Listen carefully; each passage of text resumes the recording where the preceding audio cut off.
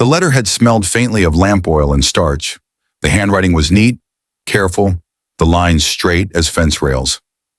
I am Lydia Hart. I know how to keep a house and tend a garden. I seek a quiet life and an honest man. Evan Merrick had read it by the fire until the paper felt soft at the folds.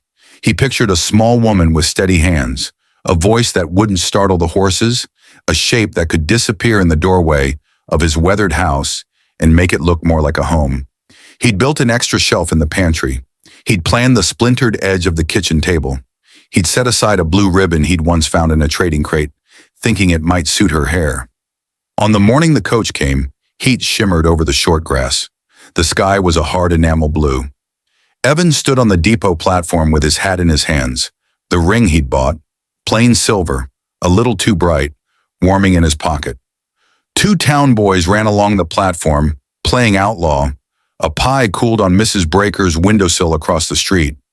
Henderson's cat slept in the shadow of the water tower. Ordinary, simple, as a man hoped his life might become. The coach appeared as a wobble of dust and light, then the shapes of horses, then the red sideboards striped with trail grit. The driver pulled in with the weary pride of a man who'd outrun 2 storms and a broken wheel. The door latch rattled, boots thumped inside. Evan took a breath he meant to hold for seconds and ended up holding too long. The door swung wide. A hand the size of a shovel blade gripped the frame. The first woman ducked out, then the second, then the third. They kept coming, height and breadth in the quiet authority of people who had been carrying their share of work since before anyone thought to offer help. They stepped onto the platform and the boards answered with a groan that sounded almost respectful. The first had skin the color of chestnut bark and a shoulder span that made the driver step back without knowing why. Her hair was braided tight, a single rope down her back. A scar like a pale thread curved from jaw to ear. Her eyes were dark, steady. She slid a canvas duffel out behind her as if it weighed nothing. The second was broad through the hips and shoulders, arms corded with labor, freckles stippled across sun-browned skin, a square jaw softened by a mouth set toward calm. The third was the tallest, near a head above Evan, built like a smith's anvil, long black hair wound into a crown, gaze high and measuring. The platform air changed. The 2 boys stopped running. Henderson's cat opened one eye. Mrs. Breaker's pie cooled in the same sun, but felt suddenly a county away. Evan looked at the driver for correction, for the joke to be revealed, for a small woman with a ribbon to step out last. The driver only tugged his brim and said, "Merrick, consignments delivered." Evan cleared his throat. There must be a mistake. The tallest woman spoke first, voice low and unhurried. "Are you Mr. Evan Merrick of Dry Brook? Parcel number 417 LH? Yes, I'm Evan Merrick." He fumbled for the letter, the careful lines that promised a shape he could understand. "I wrote to a Lydia Hart." The freckled one stepped up, palms open, as if approaching a skittish colt. "We know." She tapped the satchel slung across her chest. "We have copies." Her voice carried a faint New England iron under prairie dust. "I'm May. This is Ruth." She nodded toward the scarred one. "And that's Honor." "Honor?" Evan repeated because the name fit the frame like truth. Then, "May, Ruth. I don't... Lydia?" Ruth held his gaze. "We were contracted under Lydia Hart's entry," she said. "Agency consolidated." She said the last 2 words like someone repeating terms she didn't agree with, but had learned to live inside for the moment. "Consolidated," Evan echoed, feeling the word like a pebble in a boot. Behind them, the driver had the decency to busy himself with a feed bag. Onlookers began to sort themselves into those pretending not to stare, and those who would come up with reasons to linger near the telegraph office for the next hour. Honor reached into a leather pouch and produced a stack of papers, bound with twine. "1 contract," she said. 3 names added by amendment. Agency seal here. Witness here. She tapped a stamp the color of dried cherries. "You sought a wife by mail, Mr. Merrick," Lydia Hart answered. "We answer for her." "Where is she?" The question was out before Evan had shaped it. "Lydia." "Gone," May said softly. 6 weeks now. A fever took her from the boarding house. She had already put coin down and asked them to keep her place. The agency manager decided a man grown with a ranch shouldn't be disappointed. May's mouth tightened into something that wasn't quite a smile. He said fulfilled. Full. Evan stopped there. He could feel the heat working up his neck, not from the sun. I paid the fare to bring one woman west. You're 3, Ruth supplied without apology, and tall besides, which some men count as 2. The corner of her mouth hitched. The line was a mercy. The station master shuffled papers noisily inside, as if that would keep him safe from the size of the world just outside his window. Henderson's doorbell jingled. Someone whispered, "Lord save him." The driver cleared his throat. "Ladies rode quiet," he offered toward Evan, like a reference letter. "Helped push us out of a wash 2 days back. Lifted that wheel herself." He jerked a thumb at Honor. "Ain't never seen the like." Evan tried to imagine the morning he'd pictured. Small hand placed lightly in his, her bundle on the floor by his boot. The gentle embarrassment of 2 strangers doing their level best. What he had instead stood in front of him. 3 towering women watching him as if he were the one who might bolt. "I have a house," he said finally, because it was a fact that didn't shake. It's a working place. 1 room with an attic, a lean-to for tools, a spring that runs most months, a milk cow with a mind. There's not. We've slept in worse, Honor said, simple as weather. "We're not here to trouble you, Mr. Merrick. We came because a paper told us this was a chance. If you send us away, we'll find some place to stand. If you let us ride out with you, we'll work for our supper until decisions are made." She set her duffel down as if to anchor herself to the boards. "No man needs to take 3 wives, we're not fools. But we can cook, mend, lift, fence, plant. When you wrote quiet life, you meant steady. We can be steady." Evan heard the word that mattered to him most come out of her mouth. Steady. He looked past them to the country that was his, the low roll of the prairie, the line of cottonwoods marking his creek, the roof of his barn a thumb height above the grass if you squinted from here. He had done all of it with 2 hands and a mule and stubbornness. Most nights the silence pressed so hard against his ribs he thought it might crack bone. He turned the ring in his pocket with his thumb. It felt suddenly like a bright coin someone else had lost. "Mr. Merrick?" May asked, and there was something careful in her voice now, a respect that made him swallow. "Evan," he said, "if you're going to tower over a man on his own platform, you might as well use his name." Ruth huffed a laugh, brief, surprised, like a horse amused by a new trick. Honor's mouth softened by a fraction, which on that face seemed a garden blooming. "All right," Evan said. "I won't make decisions at the depot like I'm buying nails. You'll come out. You'll eat what I've got and sleep under my roof one night. Tomorrow we'll sort paper from people." The station exhaled. The world ticked forward again. The driver grinned relief and started heaving trunks. Honor took one before he could even pretend to help. May gathered bundles. Ruth cradled a wooden crate in both arms and glanced at the label. "Seeds," she said. "Beans, squash, late corn." She looked up at Evan, not quite smiling. "We came planning to plant." They filled the wagon like it was built for them, though the springs complained. On the way out of town, 2 boys measured themselves against the wheel as it passed, and then against Ruth's shadow, and decided they would grow forever and never be that tall. Mrs. Breaker watched from her porch with a flat pie cutter in her hand, and the set jaw of a woman who would have 10 different stories by supper. Miles later, with town fallen behind and heat building in waves, the trail went quiet. Dust hung in veils. Meadowlarks tossed their small, bright songs into the spin of the day. Evan's hands found their old place on the reins. He waited for questions from the bench behind him and got none. Finally, he said, "How long were you in the boarding house?" 8 weeks, May answered. "Long enough to sew for money, scrub floors, carry trunks, and listen to girls cough themselves to sleep." "Long enough," Ruth added, "to learn which men bring a wife west to have a pair of small hands and which bring one because loneliness has taken all the air from their rooms." "And which are you?" Honor asked, not unkindly. Evan watched the dust ribboned off the horses' tails. "I built my house with a door that sticks if you don't lift it a little," he said. "For 2 years I've been lifting it alone. It would be nice if someone else knew where to push." The bench shifted behind him. He didn't turn, but he could feel 3 gazes slide toward his shoulders, recalibrating.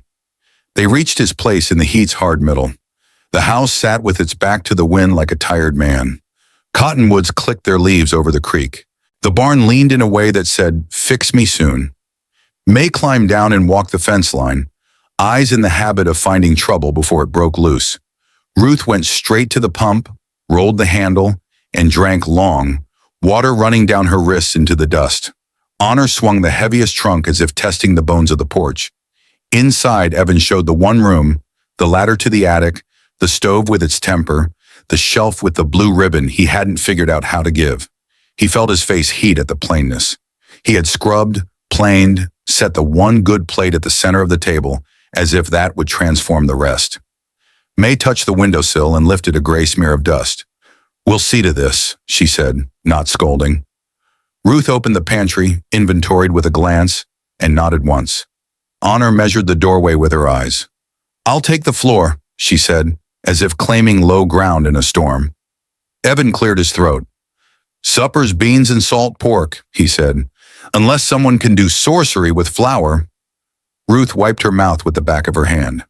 "Biscuits," she said, "if you keep a cool head and don't stir them to death." May had already set the wash water. Honor went out to stack wood. The house, which for 2 years had been a shell to sleep in and a roof to keep the rain off his coffee, shifted almost imperceptibly toward feeling occupied.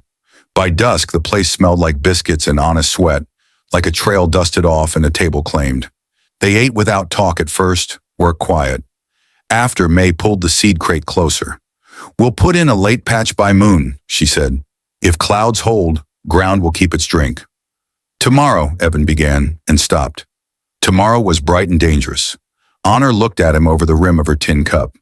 "We know what tomorrow is," she said, easing him of it. "Paper and talk, but tonight's for rest."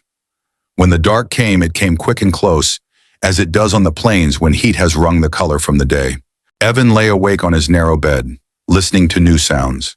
The deep, even breath of someone who'd worked hard enough to sleep anywhere. The small woof of the stove settling, the creak throwing a silver thread across stones. He felt the silver ring in his palm where he'd cupped it without meaning to, and found that it had cooled. In the room below, a floorboard creaked. He heard Honor's low voice. "Storm's building east." Ruth answered softer. "We'll brace the shed at first light." May said nothing. A chair leg scraped. The house held them all and did not break. Evan closed his eyes. The life he'd ordered by letter had not arrived. Something else had. It was larger than he was, louder, steadier. Tomorrow he would have to choose a road that could be walked with decency. But tonight, he let the sound of 3 women breathing under his roof press back. For a while, the loneliness that had taken all the air from his rooms. Morning changed the house's sound. Instead of empty floorboards and a kettle that took its own slow time, there were sure footsteps. The clean thump of split wood, the whisk of a broom cutting a straight line through dust. Evan came down to find Ruth at the stove with sleeves rolled, turning salt pork in a skillet like a blacksmith handling heat. May laid biscuits on the board, 2 fingers pressing the centers so they would rise honest. Honor stepped in from the yard with a tar pot and a brush, a dark streak on her wrist like a tally mark. They ate standing, biscuits, pork, coffee that bit back, and no one wasted a word. Out past the cottonwoods, the sky wore a hard shine, but the wind flicked the grass the wrong way, and thunder carried thin from someplace that wasn't on the map yet. "Barrels first," Honor said, already moving. "Then lash the shed doors. Your north fence is shy 1 brace. It'll bow when the gusts start." She didn't ask permission. She handed Evan the rope coil and he followed because the truth in her tone left no room for pride. By mid-morning, the road into Dry Brook began to cough up riders who had no particular business near his place except to let their horses drink at his creek while their eyes drank something else. 2 men from the mill rode abreast, hats low, looking over the fence like they were studying grain. A boy Evan didn't know sat his pony at the lane and tried to make his stare look like curiosity instead of a dare. The rumors had beat the sun up. Evan wiped his hands and said, "I need nails." It was half truth, half errand to keep the town from writing his answers for him. May passed him a list with lamp oil and linen thread added in a hand as neat as ledger columns. Henderson's bell rang thin when Evan pushed through. Conversation puddled and then drained into hush. The store smelled like dust and peppermints, and something faintly sour that was probably judgment. "Morning," Henderson said, too quick. "Fine weather for preparations." He made a pile of 8 pennies higher than it needed to be and watched it lean. "I hear the coach was heavy with passengers yesterday." "3," Evan said. He set coins on the counter in a stack that didn't wobble. "Nails, oil, thread if it holds." The bell rang again. Sheriff Lyle stepped in with his hat pushed back and the look of a man who has spent years lowering fires with a wet blanket and a sentence. He nodded to Evan, then to the room at large. "Morning."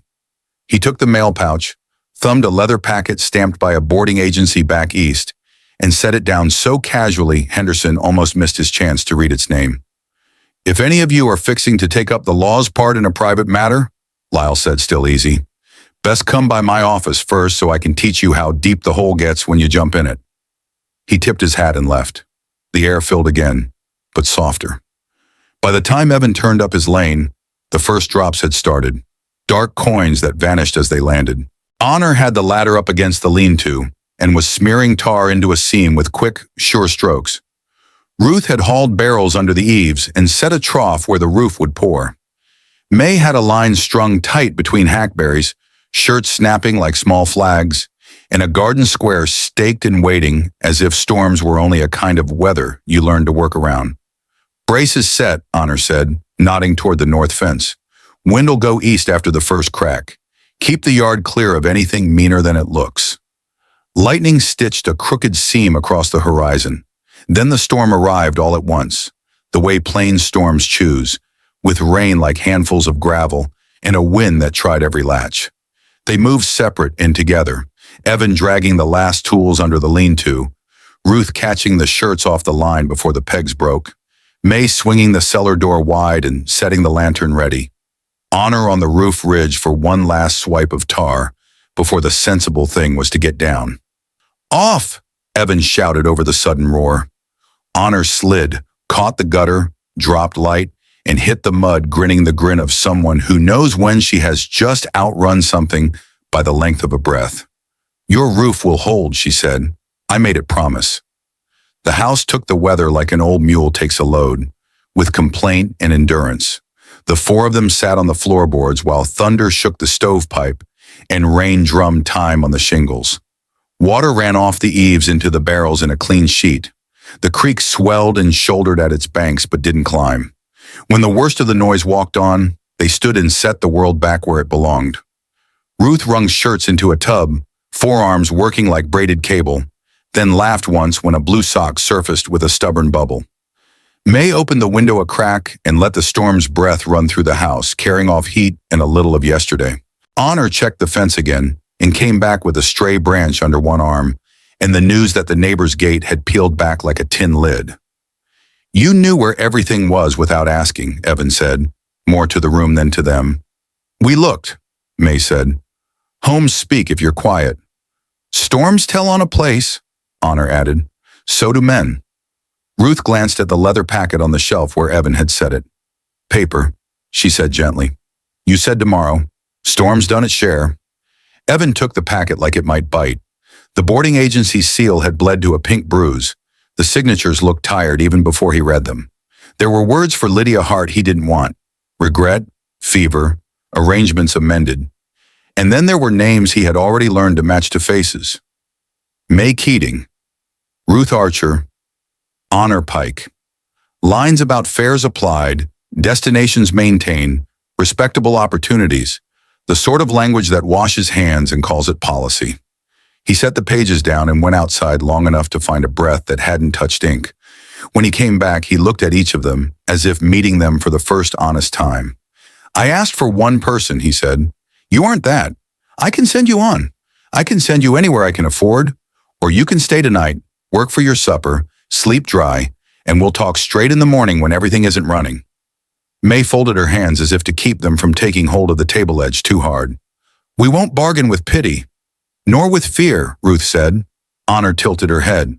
"What is it you wanted when you wrote your letter?" she asked. The true thing, not the ribboned one.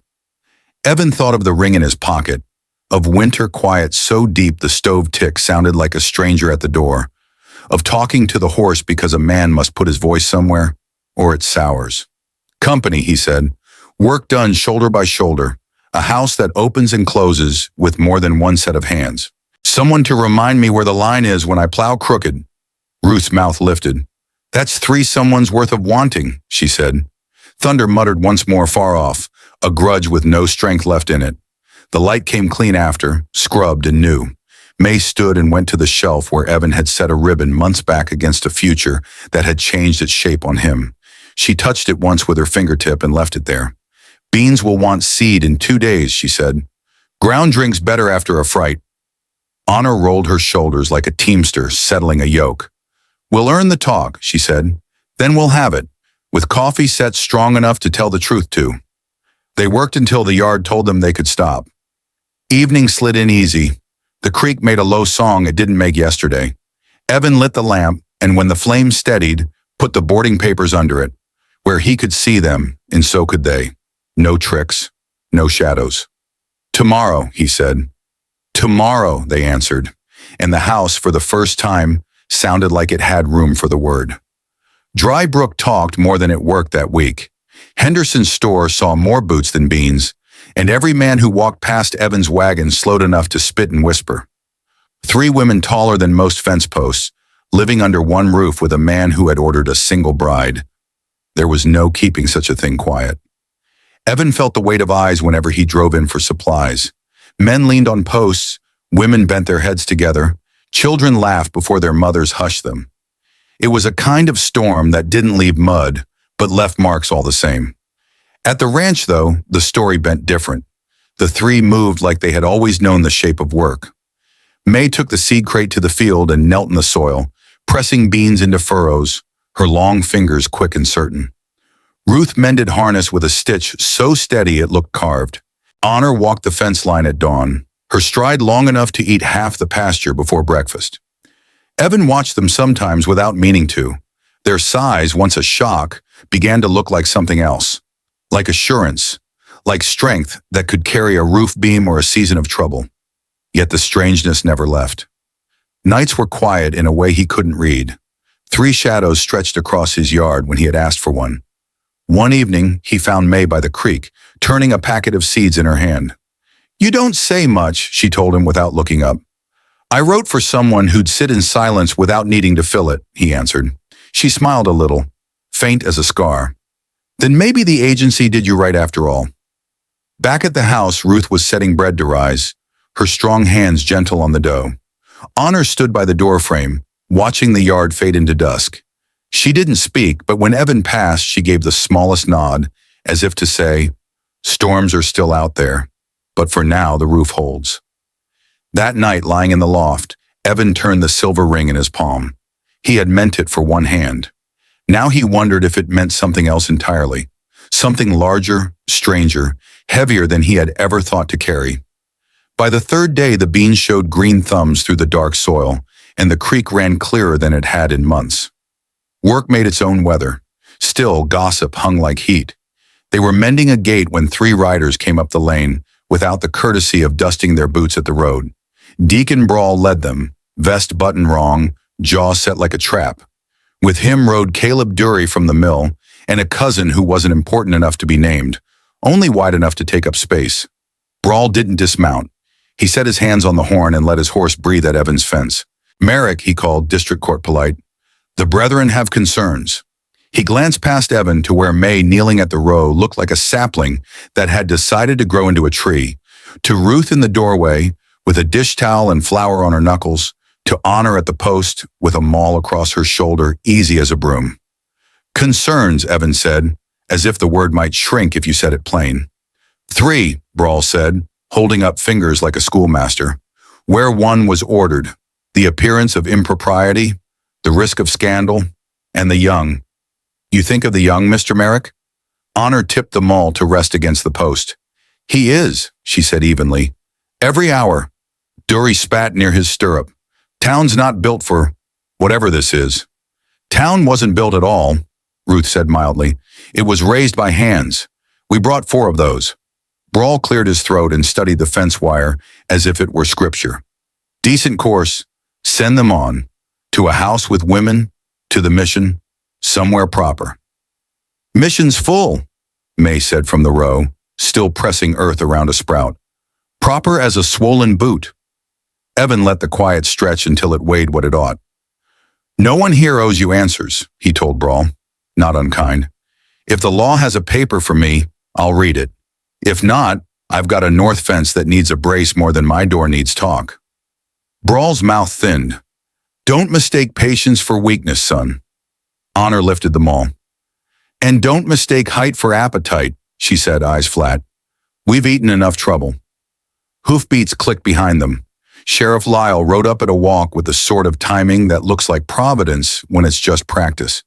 He touched his brim to everybody without measuring who deserved it. Deacon, he said, if you're calling a meeting, you forgot to write it down.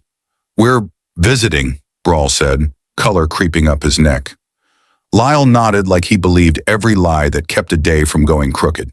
Good. Visit on the road. He looked past him to Evan. Anything needs the badge? No, Evan said. Only nails. Then I'll say an ordinary thing. Lyle sat easier in the saddle than most men stood. Boarding agency wrote a pink-stamped mess.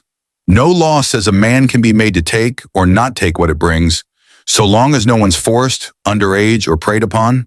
If a sermon wants more than the law, it can preach it to ears that asked. Meanwhile, rain's been hard on the West Bridge. Caleb, your team crosses it heavy this evening. You'll be swimming grain to the mill. Dury swore under his breath. Brawl gathered his reins like a man collecting dignity. The cousin glared at the ground as if it were to blame. They turned. Lyle tipped 2 fingers and let them go. When the dust settled, Lyle stayed, quiet as a fence post that notices plenty. I'll say another ordinary thing, he told Evan. You don't owe a soul a speech, but you owe the folks under your roof a clear ask and a clear offer, and paper if paper is what keeps neighbors from tying knots for you. He nodded once to the 3, who watched him like he was a weather sign. Ms. Keating, Ms. Archer, Ms. Pike. He rode off with the slowness of a man who didn't want to spook anything gentle. They stood there with the sound of his horse fading. Then Honor leaned the maul back where it belonged. He's right, she said. We shouldn't live on accident. Inside, the table took the weight of 4 elbows and a ledger. Evan set the boarding papers flat and didn't touch them. Ruth fetched the good pencil, the one shaved with a knife, not a temper. May poured coffee that could hold a nail upright. I wrote for 1 person, Evan began. What came was 3, and a town looking to measure me by a rule it wrote on the fly. I can pay your way to Denver, Cheyenne, Santa Fe, wherever you choose. I can give you tonight, 2 nights, a week to ready, or I can say stay. Not as shadows, not as charity, as partners in the work, with a fair share in what the land pays back. Share how? May asked. Not testing him, testing the shape. A quarter apiece of the harvest profit after supplies, Evan said. He'd done the math in his head in the field, seed packets ticking like an abacus. Food and roof, equal. Any of you leaving can take wages owed and your share of what's in the money drawer at season's end. Paper filed at the courthouse so Henderson's back room can whisper less. Ruth watched him the way good horses watch a gate, seeing whether it's hung true. And the rest, she said quietly, and meant the thing the town sniffed for. Evan set the ring on the table like a small moon. I carved this for a letter, he said. It doesn't fit this room. I won't pretend it does. I'm not asking for anything past work, meals, talk that isn't thin, the right to be proud beside you when the fence holds through a night like last night. If something grows beyond that, it will have to grow on its own feet, slow and honest, without me naming it for anyone else's comfort. Honor's face didn't move much, but something eased at the corners. May breathed out like she'd been holding a plank while someone nailed it. Ruth put a flower-marked finger on the ring and nudged it back toward him. Keep it, she said, not because it's promised, but because it's true. They wrote their names where names do their best work, on a page that stayed put when wind made up new stories outside. May's was neat as seed rows. Ruth printed in steady blocks. Honor's hand surprised him. Beautiful long letters with a blacksmith's grace. Evan signed last and felt the peculiar relief of a burden that fits the shoulder that chose it. They walked the paper into town together, not because theater was needed, but because secrets turned sour. Henderson's bell rang like an alarm until it didn't. He cleared a space on his counter with more flourish than necessary.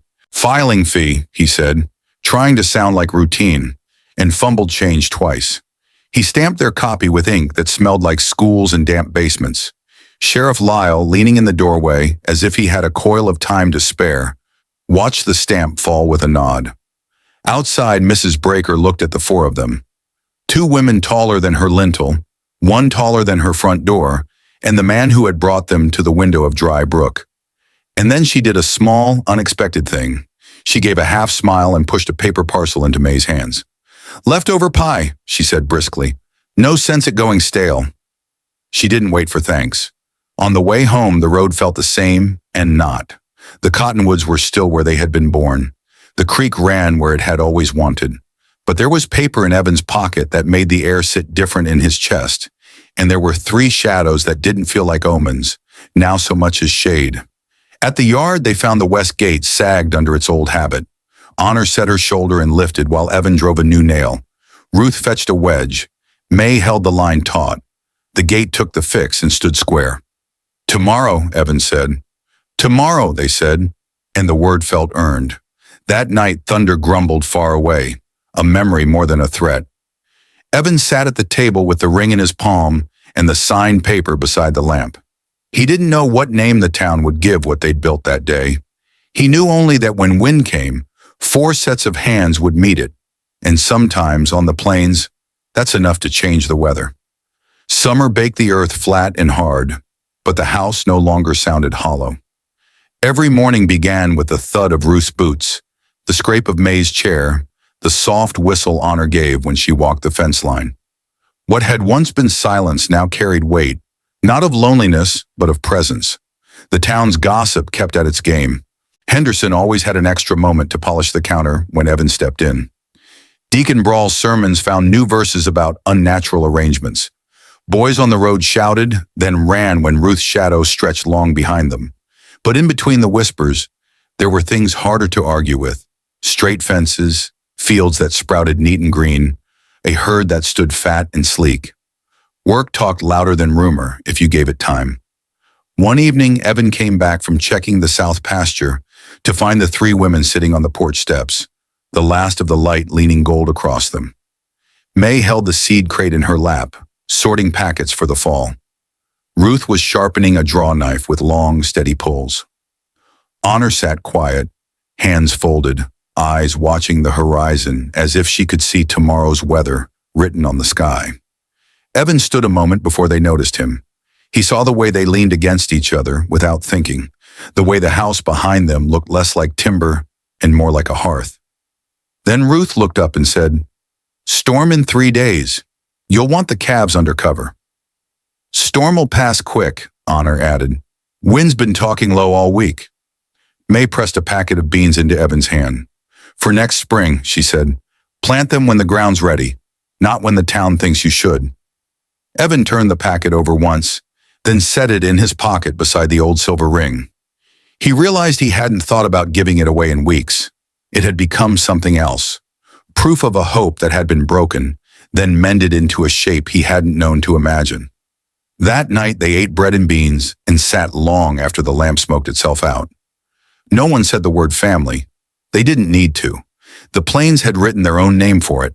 4 shadows under one roof, 4 sets of hands on one piece of land, 4 lives steadied against the same wind. And when the storm finally came, tearing low branches and hammering rain against the shutters, the house held. Not because it was built better than others, but because more than one person rose to brace it.